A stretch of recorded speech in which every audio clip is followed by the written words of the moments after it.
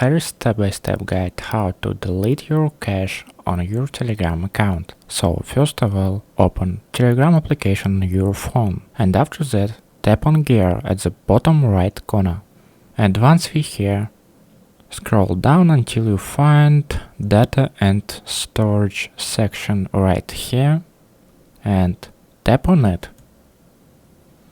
So once we're here, we need to tap on storage usage at the very top. And as you can see, here is all of your storage usage. And you can choose that you want to delete. And after that, you can click clear entire cache or click clear selected. And after that, click on again same button.